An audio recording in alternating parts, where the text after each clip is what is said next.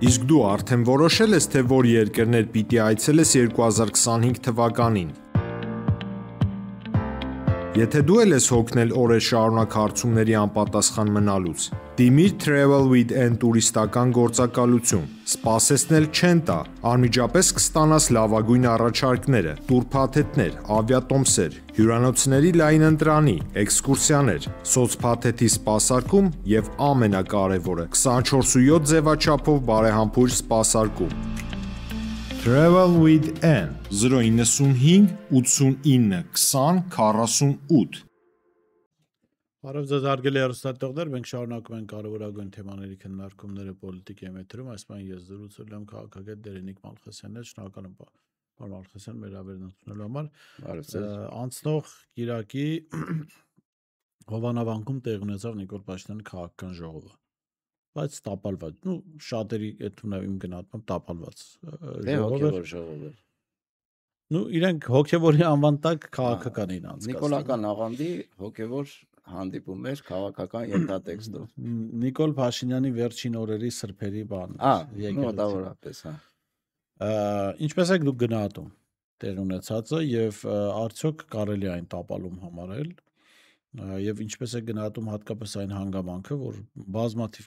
ԿՊԱ-կաններ մեծամասնությունը հրապարակային երևացող ԿՊԱ-կաների ուղղակի չէր մասնակցել այդ հավաքին։ Այ չմասնակցելը չեմ կարող մեկնաբանել, չգիտեմ ինչ դրտա պատճառներ են ունեցել այդ Նիկոլական աղանդի կարևոր ժողովը բաց թողնելու, բայց Հովանավանքում կատարվածը տապալում այն առումով, որ տևական ժամանակ քարոզչական բոլոր հնարավոր միջոցներով հակաեկեղեցական, հակաքրիստոնեական շարժում էր գեներացնում Նիկոլ Փաշինյանը եւ Հովանավանքը պետք է ստարտը տար ավելի մասշտաբային գործողությունների, բայց արդյունքում Հովանավանքում հավաքեցին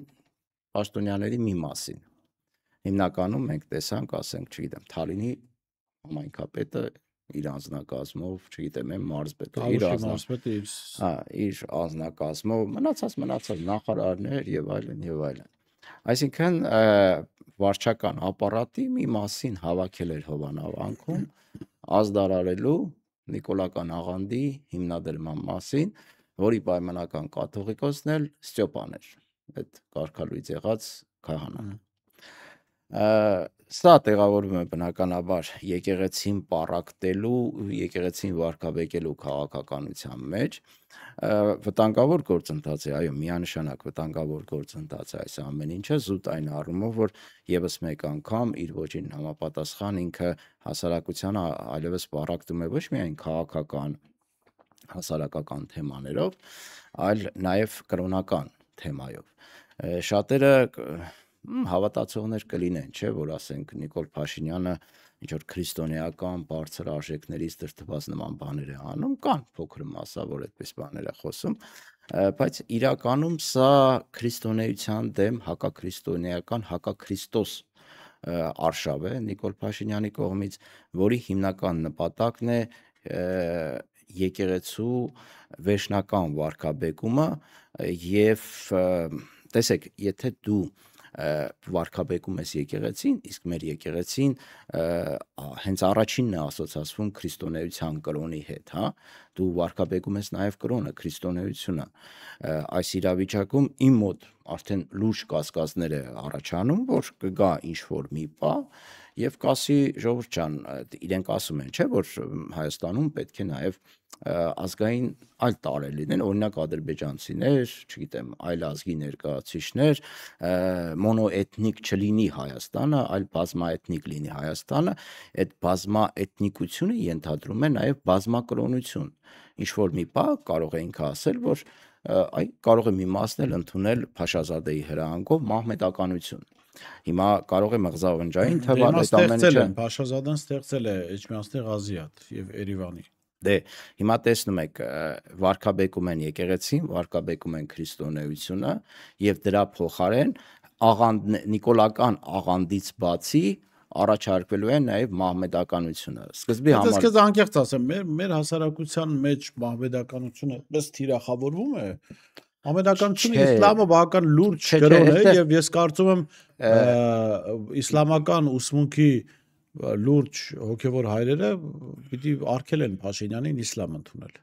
Ես չգիտեմ իրենք Ես չեմ արգել, կարծում, այստեղ եթե մենք կրոնի գնանք- նկատմամբ վերաբերմունքը Եթե չի։ մենք գնանք հարգելի ասենք Բորիս։ Այաթոլային Իրանի հոգևոր առաջնորդին ասենք Նիկոլ ուզում է իսլամ ընդունի, ասենք խնդրում եմ, ինչա պետք մենք տանք ձեզ, զիջենք, չգիտեմ, որ փողեր տանք, տարածքներ, փողեր, միայն թե Նիկոլ Փաշինյանը իսլամ չընդունի։ Չէ, այստեղ իսլամի խնդիրը չի։ Այստեղ իսլամի կրողների խնդիրն է։ Իսկ այդ կրողները լինելու են ոչ թե գիտեք ոնց ասենք, չեզոք, այդպես բնութագրեն գնահատենք, այլ քաղաքական դրդապատճառներով Հայաստանում հայտնված որոշակի ադրբեջանական ավելի ճիշտ զանգված ձևակերպում ընտրենք մենք միասին, Փաշինյանի պատկերացրած իսլամի ընդունելիք իսլամի գլխավոր սուրբը Ալիևն է։ հա կարող է Այդ իսլամը կարող է ընդունել։ Ալիևական հիմա Նիկոլը իր համար որոշել է բանը նիկոլական քրիստոնեական աղանդավորական ճյուղ, եթե այդպես ինչ որ այլասերված բան ասեցի, բայց Ալիևն էլ ունի իր ճյուղը իսլամում, քաղաքականացված, չգիտեմ, ազգայնական, ֆաշիստական այդ ուղղությունն է։ Հիմա այդ ուղղությունը Նիկոլ Փաշինյանը շատ մեծ հավանականությամբ բերելու է նաև Հայաստան։ Սա նաև նախապատրաստություն է նման գործընթացների։ Ակնհայտ մենք գիտենք, որ Ալիևը պահանջ է առաջադրել Նիկոլ Փաշինյանին, որպեսզի ադրբեջանցիներ մի քանի 100,000, չգիտենք թիվը ինչքան է, բնակվեն Հայաստանում։ Ով է կասկածում, որ այս խաղաղության մասին կապիկությունների երկրորդ փուլը կարող է լինել հենց դա։ Ալիևը փողը տալիս է, այդ մարդիկ այստեղ գալիս են, տները առնում են, կլինեն հայեր, որոնք մեծ հաճույքով կվաճառեն իրենց տները գյուղերում ու կհանգրվանեն, չգիտեմ, Ռուսաստաններում ու Եվրոպաներում կլինեն, չէ։ Այդ մարդիկ այստեղ կբնակվեն, 100,000-ներով կբնակվեն, այո։ Իրենց կրոնը իսլամն է, հետևաբար ենթադրում է որոշակի գործընթացներ դրա հետ կապված։ Որ իսլամը չի արգելում, ավելի ճիշտ թույլատրում է կենթանի մարդկանց անունով, նաև ոչ հոգևորականների անունով մզկիթների կառուցումը։ Փաշինյանը կարող է Ալիևի եւ Մեհրիբանի անվան մզկիթ կառուցել։ Այսինքն, հա, չի արգելվում։ Չի արգելվում, թույլատրվում։ Հա։ Դե կարող են, ասենք, Ենոք Հավանում Նման Սուրբ Ալիևի եւ Սուրբ Մեհրիբանի։ Այսինքն սա նայեք, եկեղեցին մեր ինքնության կարևորագույն առանցքներից մեկն է, ու սա պատահական չի ասվում, հենց այնպեսի խոսքեր չեն։ Էջ միացնում օրինակ այդ Մայր Հայաստանի հետ որ ստորագրահավաքի ենք մասնակցում ի պաշտպանություն հայ առաքելական եկեղեցու, երբ մարդկանց մոտենում ես ասում ես դուք ստորագրես պաշտպանելու հայ առաքելական եկեղեցին իրենց առաջի արտահայտությունը այն է, որ հա բա ինչի չեմ ստորագրի, ես բան չեմ, այլ ազգի չեմ, հայ եմ, չէ, վերջը։ Այսինքն ենթագիտակցորեն այրան մեջ նստած է այդ ամեն ինչը։ Հիմա Նիկոլ Փաշինյանը, քանի որ հայի ինքնության դեմ մեծ պայքար է սկսել այս առումով, առաջի հարվածը հասցրեցին պատմական հիշողությանը, շարունակում են հասցնել, դա էլ է ինքնության մի բաղկացուցիչ մաս։ Երկրորդ հարվածը բնականաբար եկեղեցին է ու քրիստոնեությունը։ Եկեղեցին ու քրիստոնեությունը բնականաբար իրարից չի կարելի բաժանել։ Մի կողմից Նիկոլ Փաշինյանը հարվածում է եկեղեցուն որպես ինստիտուտ, որը միակ ինստիտուտն է, որը հակադրվում է նաև Նիկոլ Փաշինյանի այս ամբողջ արածներին եւ բնականաբար նաև քրիստոնեությանն է հարվածում, որպիսի ջնջի այդ ինքնության մի մասը առաջիկա գործընթացների համար պարարտ հող նախապատրաստելու համար։ Հիմա մենք քանի այստեղ նստած 1000 անգամ խոսել ենք այն մասին, որ մի բան խոսում ենք ժամանակին, թվում էր թե դա վատ երազ կարող է լինել, մղզավանջ կարող է լինել, բայց հետո տեսնում ենք, որ դա դառնում է իրականություն։ Ասենք 18 թվականին, 19 թվականին խոսել այն մասին, որ Հայաստանում կլինի իշխանություն, այդ դրանից առաջ չեմ ասում, որը Արցախը կճանաչի Ադրբեջանի կազմում, հայկական տարածքները կհամարի ադրբեջանական, մի շարք նմանատիպ այլ երևույթներ անընդունելու, թվում էր թե անընդունելի հայ հասարակության համար, մեզ մղջավանձ էր թվում։ Հիմա որ խոսում ենք այս մասին, ադրբեջանցիների գալը, իսլամի ադրբեջանական իսլամի, ալիևական իսլամի տարածումը Հայաստանում շատերի մղձավանջային է թվում, բայց ես դատելով Նիկոլ Փաշինյանի քայլերից, գործողություններից կարող եմ այսպես համոզմունք հայտնել, որ այդ ամեն ինչը սարերի ետևում չէ, եթե Նիկոլ Փաշինյանը չիշխանազրկվի առաջիկայում։ ՔՊԱ-ականների չմասնակցության մասով բան չունես ասում։ Տեսեք, Ալեն Սիմոնյանը հրապարակային հայտարարել, որ ինքը չի գնալու Հովանավանք։ Չի գնալու, որ ինչ։ Ասել էր դե այնպես չի, որ Նիկոլ Փաշինյանը ուր գնում է, ես պիտի գնամ։ Ես չեմ կարծում, որ ՔՊԱ-ականների ներսում Ալեն Սիմոնյաններ, չգիտեմ, այնտեղ ինչ որ մի խոսքով էլի դրանց անունները ես լավ չգիտեմ, դրանք ինչ որ ինքնուրույնություն ունեն։ Օրինակ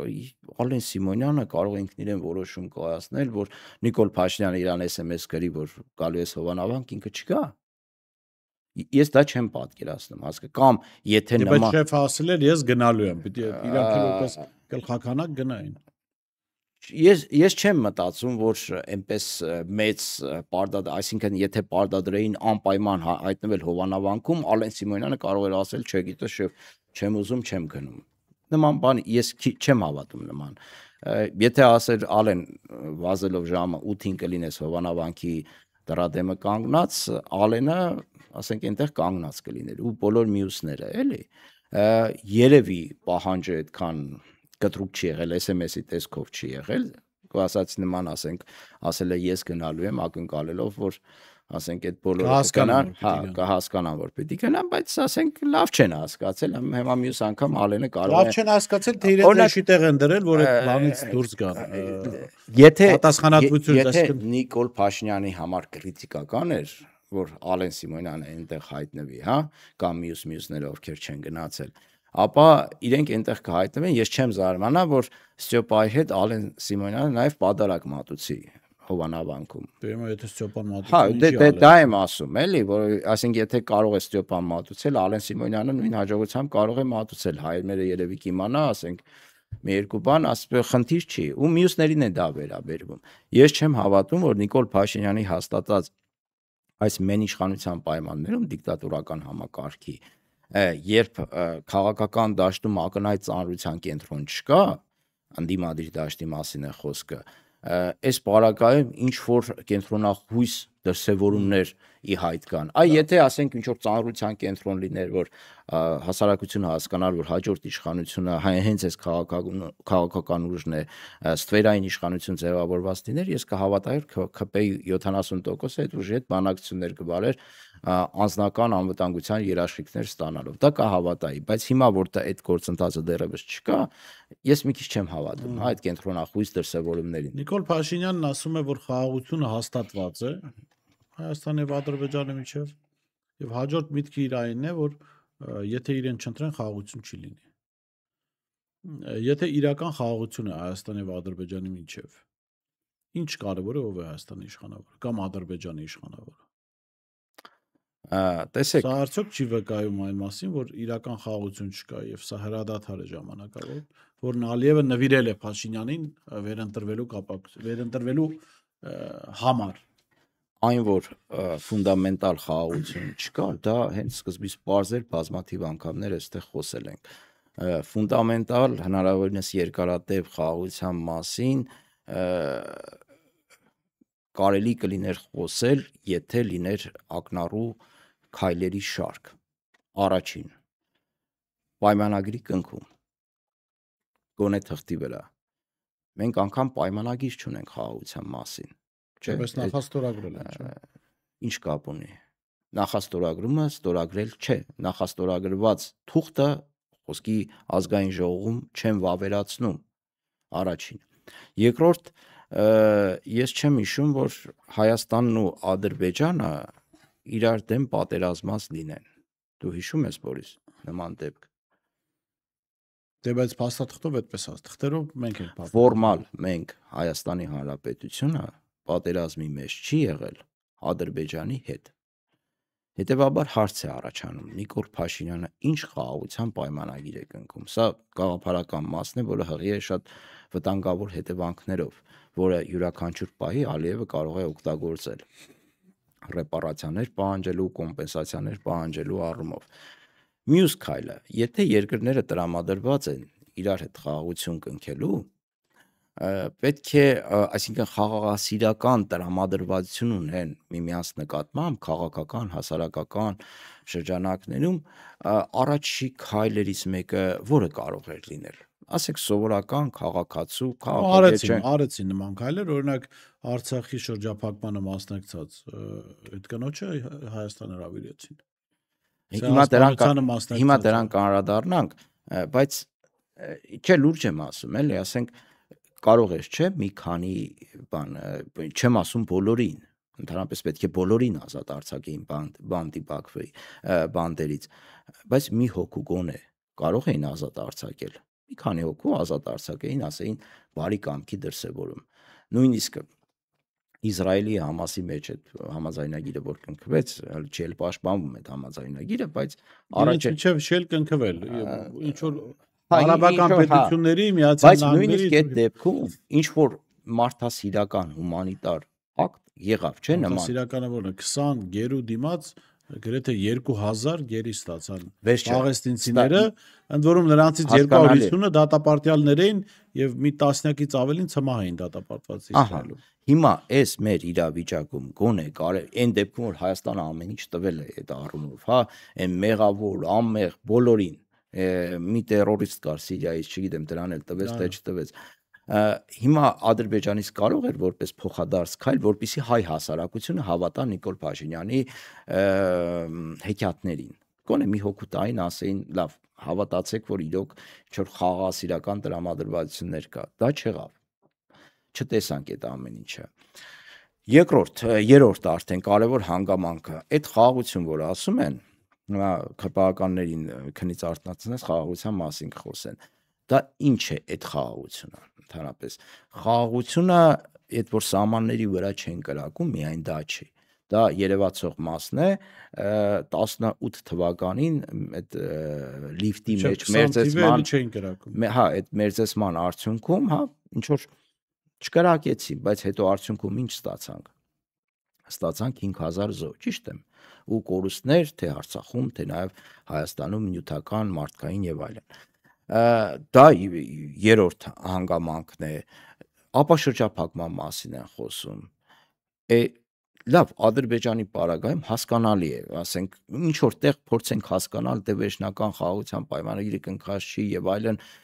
դե դեպքում ճանապարհներ բացել է, կարող է մի քիչ խնդրահարույց լինել եւ այլն, բայց Թուրքիայի պարագայում է անհասկանալի այս իրավիճակը։ Թուրքիան, որը իրեն ներկայացնում է որպես երրորդ կողմ, արբիտրի կարգավիճակ է ստանձնել, կարող էր, չէ, ասենք, որպես բարի կամքի դրսևորում բացել Հայաստանի հետ սահմանները, երկաթգծային, ավտոմոբիլային եւ այլն։ Առավել եւս, որ պայմանավորվել էին ինչ որ երրորդ երկրի քաղաքացիների համար բացել այդ սահմանները, եթե տեսնեն, որ Ադրբեջանն ու Հայաստանը իրար հետ պայմանավորվում են։ Հենա տեսնում են, նախաստորագրել են Թուրքիան, ինչի՞ չբացում սահմանները։ Այստեղ տարօրինակ չի հայ ժողովրդի համար, թե այդ ինչ տարօրինակ խաղաղություն է, որ նախընտրական շրջանում բացեն, որ բոնուս լինի Նիկոլ Փաշինյանին։ Ես չգիտեմ, իրենք հիմա են խոսում խաղաղության մասին, ճիշտ է։ Հիմա խոսում են, ասենք, սովորական, ասենք, Համզա Չիմանի բնակիչին համոզում են, որ հարգելի, ասենք, վաղարշակ երկրում խաղաղություն է հաստատված։ Այդ խաղաղությունը ինչ դրսևորում ունի։ Եվ մեկ կարևոր հանգամանք է այստեղ։ Եթե Ադրբեջանը խոսում է խաղաղության մասին, այս միջև ատամները զինվելու քաղաքականությունը ինչու է տարվում։ Վերջերս դե իշխանականները աչքով ունքով են անում, որ Ռուսաստանի դեմ է, Իրանի դեմ է։ Այսինքն Ադրբեջանը կռվելու է Իրանի, Ռուսաստանի դեմ։ Հա, Գյուլնաստատի հեքիաթներն է հիշեցնում, բայց վերջերս Ադրբեջանը Պակիստանից ինքը կործանիչներ գնեց եւ շարունակում են զորավարժություններ անել, շարունակում են զինվել Իսրայելից, այլ երկրներից եւ այլն։ Այն դեպքում, որ Հայաստանը Ադրբեջանը խաղաղության համար պատրաստվում է պատերազմի, միջև վերջ, միջև ատամները զինվելով։ Հայաստանը խաղաղության համար զինաթափվում է ու հանձնվում է։ Սա, չգիտեմ, երևի այս մարդկանց մոտ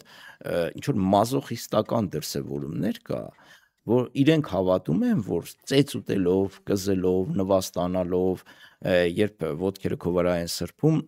դա խաղաղություն կարող է լինել ու հարատև խաղաղություն։ Այո, կարող է լինել։ կան, չէ, ասենք ստրկատիրությունը քանի 100 տարի տևեց։ Այդ ստրուկներն էլ էին որոշ դեպքեր, շատ դեպքերում խաղաղ ապրում իրենց ստրկատերերի հետ, չէ, խնդրեմ չունեին։ Նիկոլ Փաշինյանի խաղաղությունը մոտավորապես այդ հարաբերակցությունն է ինձ հիշեցնում։ Ու խաղաղության հետ կապված, որ ասում եք, հա, այդ ընտրությունների նախաշեմին սահմանները կբացեն եւ այլն եւ այլն։ Լավ, ասենք թե սահմանները բացեցին, հետո օրինակ ինչ է տալու, ես դեմ չեմ, ես կողմ եմ, որ Հայաստանի բոլոր սահմանները բաց լինեն, կոմունիկացիաները բաց լինի, բայց դրա տակ պետք է դրված լինեն հաշվարկներ։ Ասում են ֆշալ են փողը գալու է։ Ո՞վ է տալու այդ փողը։ Թուրքերը։ Ինչի համար։ Թուրքերը, ասենք ինչքան գիտեմ, տալիս են։ Ինչի համարը չեն ասում, որ տրամադրությունները չունի ժողովրդի։ Հա, ասենք, չգիտեմ, ընդ բաներ կարող, հասարակած տներ կարող է բացեն Թուրքիայի հետ սահմանին, թուրքերը լավ փող տան։ Կարա լինի, չէ, տարբերակը։ Թուրքերը ինչի են փող տալու, ասենք, ինչի համար պետքա փող տան։ Եթե մի ամբողջ պետություն հայտնում է ձեր ազդեցության տակ, դուք փող չեք տա այդ պետությանը։ Թուրքերի, նայեք, թուրքերը այլ կերպ են վարվում։ Թուրքերը ոչ թե փողը տալիս են որպես շնորհակալություն, որ հայտնվեցիր իմ բանի տակ, իշխանության տակ, իմ ազդեցության տակ կամ չգիտեմ տիրապետության տակ, այլ տալիս են այդ տիրապետությունը միջև վերջ արմատավորելու ու հայկական գործոնը այստեղից ջնջելու համար։ Դա չեն ասում, բայց փող տալու են, չէ։ Ես նույնիսկ կասկածում եմ, որ փող կտան այս դեպքում։ Եթե կարելի է, ասենք Նիկոլ Փաշինյանի Ալենը, Նիկոլը, ԿՊԱ-ները կհարստանան։ Իրենք կհարստանան, հա, իրենց, բայց իրենք հիմա էլ են հարստանում, էլի։ Չէ, բայց ինչա պետք ժողովրդի համար ուրիշ երջանիկ լինելու, որ Նիկոլը հարուստ լինի։ Հա, իհարկե։ Ալենը, հա, ես բան չունեմ ասելու, կան նման հասարակության նման շերտ կա, որ հելած մարդիկ հարստանալու են, ինչ վատ է։ Հաջողության success story են ասում այդ Ամերիկայում, ասենք հաջողության պատմություն, էլի, ինչպես ասենք փողով հոտված գրողից դառնալ հաջողված, ինչպես դավաճանել պետությանը եւ կուտակել միլիոններ։ Դե հիմա էդ էլ իր առումով է, չէ, success story։ Նիկոլը կարող է գրել, այո, դա բեսթսելեր։ Այսինքն, այստեղ ժողովուրդը պետք է գետնի վրա հասկանա, թե ինքը դրանից ինչ է ստանում։ Հələ մի կողմ թողեք, թե ինչ են խոսում հայկական ժամանակը մեկ եւ նմանատիպ այլ ինֆորմացիոն ռեսուրսները, հələ մի հատ ձեր վրա վերցրեք, թե դուք ինչ եք ստանում այդ խաղաղությունից։ Մենք ոնց նայում ենք, պարոն Մալխասյան, զարմանում եմ ձեր վրա։ Մենք ոնց նայում ենք, այս մարդիկ ժողովրդի մասին են մտածում։ Հիմա տեսեք, այդ թալանչիները Սամվել Կարապետյանը որոշել է էլեկտրաէներգիան էժանացնի։ Թալանչիները ժողովրդի փողը ուզում են քիչ վեկալել, պատկերացնում եք, իշխանությունը ԿՊ-ի այդ բանը որոշել է, որ պետքա ոչ մի իրավունք չկա էժանացնելու, ժողովուրդը պիտի ավել վճարի։ Բայց Բորիս ջան, իրենք համարում են, գնահատում են ժողովրդի վիճակը սուպեր լավ։ Եվ հետևաբար համարում են, որ այդ էժանացումը անպատվաբեր է նման բարգավաճ կյանքով ապրող հայ հասարակության համար։ Այո, ես համաձայն եմ։ Սիրելի ժողովուրդ, Սամվել Կարապետյանի ընտանիքը որոշել է 3.6 դրամով էժանացնել հոսանքը դեռ հունիսից։ ԿՊ-ն պայքարում է ձեր համար, որ դուք հանկարծ պակաս չվճարեք։ Սա իմացեք, ժողովուրդը պիտի իմանա, որ ի վերջո լավ, ժողովուրդը հո բան չի, մուրացկան չի, որ 3.6 դրամ պակաս վճ, այդ ինչ փող է։ Հայ, նվաստացում է դա ժողովրդի համար։ Նիկոլը Թափից պետք է բարձրացնել մի 40-50 դրամով, որ շատ լավ ենք էլի դե մենք ապրում։ Այստեղ հպարտ քաղաքացու կոմպլեքսն է աշխատում, էլի հպարտ է, 3.6 դրամ է, ինչ թիվ է, որ այդ թիվի վրա բազարանը մի հատ էլ իջացնեն։ Բայց հետաքրքիր է, եթե իջացնեին Ռոմանոսի աշխատավարձը, նույնը կլիներ, թե Ռոմանոսի, Սարիկի, ելում են նշանակել այդ իրենց Ռոմանոսի ինչքան կարացել բարձացել է, ավել չի կարող։ Բայց նույնը կլինի, թե չէ, թե քիչներ։ Իհարկե։ Հա, դե եթե նույնն է, ասենք ես չգիտեմ Նիկոլի տրամաբանությունը այստեղ որն է։ Ես Չէ, մտածի Նիկոլը Ռոմանոսի տրամաբանությունը հետևյալն է, ժողովրդի հոսանքը ես կարամ էժանացնեմ նախընտրական քարոզարշավի ժամանակ։ Դուք ինչ իրավունք Հա, ունեք հա, այդ տրամաբան, չէ, ուղղակի ես մտածեցի, որ ասենք Ռոմանոսի Սարիկի մնացածի աշխատավարձը իջնելու է, դե ինքն էլ մտածում է թիմի։ Իդեպ Սարիկը շարունակում է ավականու անդամներ, թե թողել է։ Չէ, ավականու անդամ է եւ հեծի պետն է Գյումրու թե Շիրակի էլի։ Ну, բավականին պատկառելի աշխատավարձով Նիկոլ Փաշինյանը լավ է նայում էլի իր հետ համագործակցող քաղաքական գործիչների միջով այն պահը, երբ որ պետքա, ասենք, ինչ անել, ասենք, չիշի կանել տալ, որ բարձեն նարկամանա թե չէ։ Իդեպ ձեր դու իջացրի մի պատմություն։ Դերենիկ նա ինչ է հետաքրիր տակտիկա էս մարդը ընտրել, ձեր այդ նարկոմանիա եւ պրոստիտուցիայի անալիզ անտած։ Զոնքաճի բար։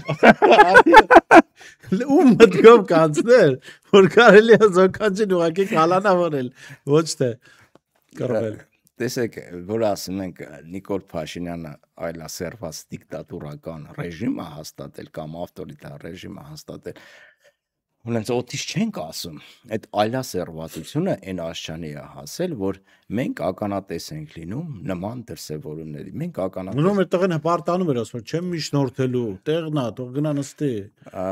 Դե երևի այն անեկդոտ զոնքաճների մասին վատ անեկդոտների տակ է մնացել։ Հիմա ուզում է լավ տղա երևալ էլի, ասենք որ տիպը ինքը զոնքաճին նստացրել է։ Ես իմ էլ ասենք իրենց գրելով չի նստել այդ զոնքաճը։ Շատ մեծ հավանականությամբ մեկը գործ տված կլինի, չէ՞ դրա վրա։ Հա, բանը, հետո ասենք այլասերվածության դրսևորումը, որ ասում է բանը մուտքի հաշվին քո բնակարանը ընդլայնել ես, դες մի հատ պատգամա որ կա էլի։ Էմուլը մեր։ Ասում է չէ, ասում է, չէ, դրա հետ ես կապ չունեմ։ Ընդհանրապես այդ ամուսնուս ընտանիքն է, բան, ապա ասենք պետք է կանոնավորել ամուսնու ընտանիքը։ Հա, ես հիշում եմ, երբ որ մենք EMA-ի հետ աշխատում էինք մի խմբագրությունում, EMA-ն ամեր հնարավոր առիթ օգտագործում էր, որպեսզի ինչ որ մարզային ուղևորություններ կազմակերպվի եւ այդ ուղևորությունը կատարի իր ամուսինը իրանց գազել ունեն մի գազել։ Մենք հետաքրքիր Հովանավանքում հասցրել են մի քանի գազել ժողովուրդ բերել։ Չէ, հիմա ոնց որ թարմացրել են մեքենաները, ասենք իրենց գրպաններում հաղթահարել են այդ բանը աղքատությունը եւ ընչաքաղցությունը Բորիս ուղղակի ես չեմ ուզում շատ խոսել գիտես որովհետեւ իմ ինտելեկտը ես վիրավորված եմ համարում երբ որ խոսում եմ այդ մարդկանց մասին հասկանում ես պատգամավորներ են հա էլի դրա համար էլ բանա կոգնիտիվ դիսոնանս առաջանում կոնֆլիկտ առաջանում իմ մեջ էլի դեպուտատ են իմ հարկերից աշխատավարձ են ստանում մեր հարկերից աշխատավարձ են ստանում չգիտեմ ինչ որ հրապարական լրագրողներ ասենք միկրոֆոն են պահում որ այդ մարդը խոսա ինձ համար դա մղձավանջ է դա կաշմար երազ չգիտեմ վատ երազում անգամ ես չի պատկերացնի որ կարող են դրանց մեկին ասենք միկրոֆոն պահել ասեն խոսի որ ժողովուրդն էլ լսի հասկանում ես սա այստեղ մի հետաքրքիր բան ասեմ Կալիգուլան կիմանան բոլորը Կալիգուլային Հռոմի ամենաայլանդակ ղեկավարներից մեկն էր այլասերված բոլոր առումներով քպական էր այն ժամանակ քպը չկար բայց գաղափարական ասենք նախահայր կարելի է համարել էլի ուրեմն իր ձյուն անունը մոռացա կհիշեմ կասեմ իր ձյուն այնքան է սիրում նույնիսկ հետներ քնում եւ այլն սարքում է բան սենատոր հետո ուզում էր Հռոմի կոնսուլ ընտրել տալ նշանակել տա ու ես միշտ մտածում եի էլի այս Կալիգուլան դա արելա ձյուն մեծ արելու համար թե ժողովրդին նվաստացնելու թե ժողովրդին ու սենատը նվաստացնելու համար իմ համար եզրակացության եմ եկել որ այդ ինստիտուտը նվաստացնելու համար է դա անել կոնսուլատը սենատը նվաստացնելու համար պետքա ձյուն բերես այդտեղ ու սենատորներին ցույց տաս որ դուք ձյուց ընդհանրապես չեք տար չնայած ասենք ես համոզված եմ որ ձին այնտեղից մի քանի հոգուց ավելի բարոյական կերպար ա եղել բայց ամեն դեպքում ձիով նվաստացնում էր սենատին ու ոչ միայն ձիով, տարբեր դրսևորումներով։ Հիմա երբ որ նայում եմ, ես դա նախկինում էի նկատում, էլի նման կերպ ինչ որ ինստիտուտներ վարկաբեկելը, բայց Նիկոլ Փաշինյանի պարագայում դա շատ ակնհայտ է, էլի հասկանում եք, այնտեղ ազգային ժողովում հայտնվում են մարդիկ, ովքեր վարկաբեկում են, ըստ էության բարոյական ապտակ են հասցնում ազգային ժողով վարկաբեկված էր, մյուս կողմից գուցե Փաշինյանը տալիս, որ սոցիալական լիֆտը վերելակ է աշխատում, այսինքն ասում տեսեք ժողովուրդ, Մեյմանդարից Էժանով Բադրջան Բիբար առնող Գյումրիում վաճառողին բերել սարքել են падգամավոր։ Այդ սոցիալական լիֆտ չի, այդ բանը ռագատկա է սոցիալական, էլի, sense որ քաշում թողում ես, ասենք թռնում է այնտեղ։ Իսկ դա չի խոսում հասարակության մեջ նորմալ գործընթացների մասին, ասենք ռագատկով ինչ ասես, ասենք 4 թրիկն էլ կարաս տենց խփես, թռնի եսիմուր հասնի, էլի, դա սոցիալական լիֆտի մասին չի, սոցիալական լիֆտը աշխատում է այն դեպքում, երբ որ քո արժանինքների հիման վրա դու աստիճանաբար հասնում ես ինչ որ մի մակարդակի, բայց շատ-շատերի պարագայում բացեք կենսագրությունը, դրանք ծնվել են, ու ասենք դարել են մարզպետ։ Հասկանում եք, ասենք ծնվել է 1800, չգիտեմ, 1980, ասենք 7 թվին, դպրոցա գնացել, 2018-ին պատերազմ։ դպրոցա գնացել ու 2018-ին դարել է падգամավոր։ Բայց ասած այդ փոքր կենսագրությանը դու սերա թափում։ Հա, էլի ասենք, դե նման հիմարություններ կարող են դուրս տալ, բայց մի հատ բացեք դրանց կենսագրությունը, նայեք ինչա կատարվում։ Դա սոցիալական ռագատկայի մասին է խոսքը։ Դե սոցիալական առողջ գործընթացներ չեն, ու այս ամեն ինչ անում է, ասենք կառավարության կազմի հետ, հիմնականում ազգային ժողովի հետ, դատարանների եւ այլն, դա ինստիտուտների վարկաբեկում է, դա հակապետական գործելավոճ է։ Երբ դու վարկաբեկում ես մի հատ ազգային ժողով, դրանով դու հարված ես հասցնում պետականությանը, պետական մտածողությանը։ Ինքը շատ է սիրում, չէ՞, այդ Նիկոլա խոսել, որ մենք պետական մտածողություն չունենք, չգիտեմ, ես կայսերական, գաղութատիրական եւ այլն եւ այլն։ Դու որ դնում փչացնում ես ազգային ժողովը որպես ինստիտուտ, դրանից ավել հակապետական գործողություն ես չեմ պատկերացնում։ Մարդիկ ընդհանրապես ատում են, ես մարդիկ իրենց սատելիտները ատում են այնինչ կապված է հաջորդի անցյալի հետ, ընդ որում վատ չէր այդ անցյալը, այսինքն նույն խորհրդային անցյալը է, նայում եմ երեք ուրեմն ԿՊ-ի սատելիտ այդ ուժի քաղաքապետի տեխնացուն ասում, մենք գալու ենք իշխանության, Էջմիածնում ասում, որ վերացնենք խորհրդային ժառանգություն։ Էջմիածնում բացի եկեղեցիներից, մնացածը քանդելու են։ խորհրդային միությունն է սարքել։ Այսինքն եկեղեցիները պատմական այդ այնտեղ եկեղեցիները կրոնական կոթողները Մանտաշովի կառուցած մնացածը խորհրդային, այսինքն ինչ քանդելու ենք Էջմիածին քաղաքը։ Ինչ են, այս այլ է այդտեղ, ինչ են մարդիկ ատում, այնինչ եղել է անցյալում։ Խորհրդային միությունը բացի նրանից, որ ասենք եղել է տոտալիտար համակարգ, ես չեմ ասում դա լավ էր, թե վատ, ընդ որում, որից իրեն քաղաքականապես այդ համակարգը Հայաստանը սարքել է արդյունաբերական պետություն, քաղաքներ է սարքել, գյուղեր է սարքել, ենթակառուցվածքներ, ատոմակայան, մետրո, այսինքն ինչ են ատում են, ինչ որ այսքան բան ստեղծել է։ Այդ տղան քաղաքականապես դա հասա։ Ինքը պատմության, ասած ուզում է գնա կառավարության առաջ ծնկի գա։ Էդի մյուսն է։ Չոքի։ Էդ էր ուզում քանդեր, թե մյուսը։ Էդ էր ուզում քանդեր։ Հա, ԿՊ-ի սատելիտը։ ԿՊ-ի բրածուն ու դրածուն։ Ուզում եմ հասկանամ, պատը դիրա չոքի։ Չէ, այդ տղեն ընդհանրապես, չէ, այդ տղեն ընդհանրապես, ասենք, էլի եմ ասում։ Պաթոլոգիա։ Հա, էլի դրանով հոգեբուժները պետքա զբաղվեն, էլի մեր ինտելեկտը ափսոս է դրանց վրա ծախսել, բայց այ պատվերը, տեսեք, պատվերը որտեղից է գալիս։ Ով է իրեն ասում, որ տես բաներ պետքա դուրս տալ։ Նիկոլո։ Հա, ահա, ինչի է ասում։ Իմիջիալոց Վարդան Ղուկասյանի վրա գործ հարուցելն էլ պատահական չէր։ Տեսեք, կաշառքը շատ արագ վերափոխվում է ինքնիշխանության, Ռուսաստան եւ այլն եւ այլն։ Դե խորհրդային միությունն էլ չէ, ասոցացվում է Ռուսաստանի հետ, միութենական պետություն եւ այլն եւ այլն։ Այսինքն, այստեղ ինչ որ տեղից սրանք պատվեր են ստացել այ հետ գաղափարական գծին հարվածելու համար։ Ընդ որում նման ասենք խորհրդային միություն վերականգնելու, միութենական պետություն ստեղծելու մասին ռուսները անգամ ակնարկ չեն արել։ Չէ, հիմա մի հատ միութենական պետություն ասվածը նույնքան վերպետական կառույց է, որքան Եվրամիությունը, Եվրամիությունը ավելի Հայաստանում մարդիկ որ Եվրամիությանը անդամագրվելու կողմնակից են, այսինքն ինչ խնդիր կա որ լինեն մարդիկ, որ միութենական պետություն։ Եթե Վարդան դրա քրեական հանցագործությունը ո՞րն է։ Եթե Վարդան Ղուկասյանին դատեն այդ հոդվածով կամ նա կալանավորված է հենց այդ հոդվածի հիմքով, ապա տրամաբանությունը, առողջ տրամաբանությունն ու օրենքը, եթե դա օրենքի շրջանակներում է, հուշում է, որ Նիկոլ Փաշինյանից սկսած վերջացրած այդ ամենավերջի падգամավորներով նախարարներով պետքա Վարդան Ղուկասյանի խցում նստած լինեին։